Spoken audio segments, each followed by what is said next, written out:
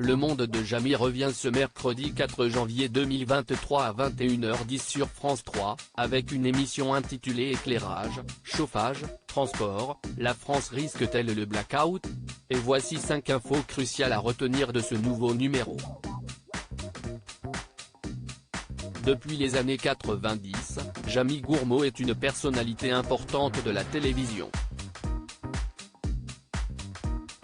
Entre 1993 et 2014, il passionne petit et grand avec son émission culte CIST Pas sorcier, co-animée avec Frédéric Courant et Sabine Quindou. Et depuis 2014, il continue de vulgariser la science dans le monde de Jamy. En 2021, il nous faisait par exemple découvrir les pouvoirs étonnants de la forêt avant de nous présenter les bons réflexes face aux grosses inondations ou de nous apprendre comment se forme le sable. L'année dernière, le journaliste lançait même une nouvelle émission quotidienne intitulée C'est Jamy. Ce mercredi 4 janvier 2023, il fait son retour avec un nouveau numéro du Monde de Jamy consacré à la crise énergétique.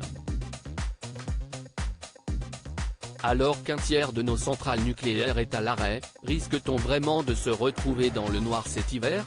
Pourquoi certains réacteurs sont-ils hors service? Qui ou quel secteur sera touché en premier?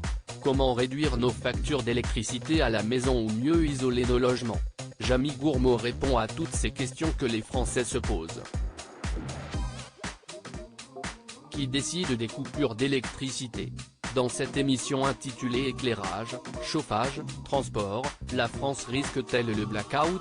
Jamy Gourmaud nous apprend que l'électricité est produite en temps réel car elle se stocke très mal. Routière, réseau de transport d'électricité, pilote 24 heures sur 24 la production.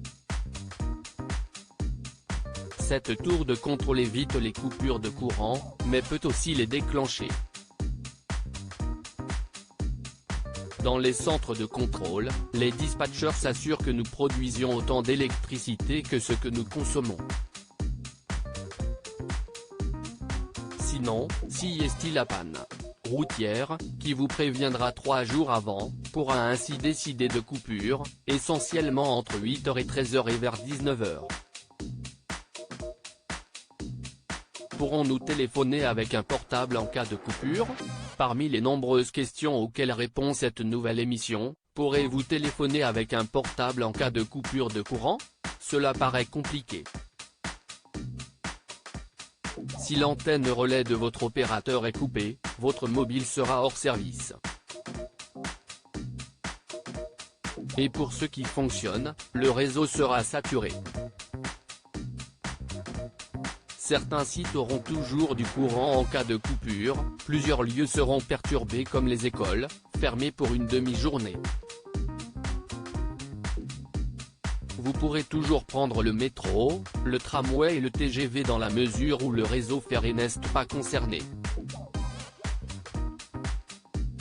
Mais les gares et les passages à niveau pourraient faire les frais d'une coupure, votre train sera annulé.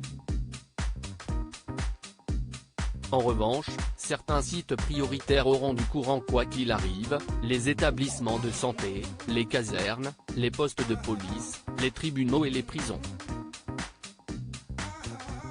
Les personnes à haut risque vital, comme celles sous respirateur artificiel, constituent un cas particulier.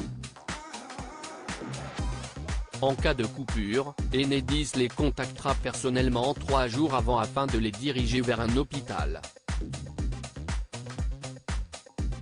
Aucune ligne ne sera bien sûr coupée sans prise de contact et garantie. Que se passe-t-il chez nous en cas de coupure? S'il devait y avoir une coupure dans votre secteur cet hiver, sachez d'abord qu'elle interviendrait sur une période relativement courte de 2 heures. Le congélateur n'a donc pas le temps de dégeler. En revanche, vous n'aurez bien sûr plus de box internet, de chauffage électrique ou de portail pour sortir votre voiture. Idem pour l'éclairage public dans votre quartier. Des moyens de moins consommer. Premier facteur, le chauffage. Diminuer d'1 degré la température dans les pièces de notre habitat permet d'économiser 8% sur la facture de chauffage. Et s'il est recommandé de baisser les radiateurs à 19 degrés Celsius dans la majorité de pièces, il est même préférable de descendre à 17 degrés Celsius dans les chambres pour améliorer la qualité du sommeil. Concernant l'eau, un réducteur de débit fixé sur le robinet peut être une bonne solution pour chauffer moins d'eau. Et une fois le robinet fermé, le remettre en position froid permet d'éviter les appels de puissance inutiles au chauffe-eau. À lire aussi Jamie Gourmaud, Le Monde de Jamie, France 3, Je rêve de gravir le Mont Blanc.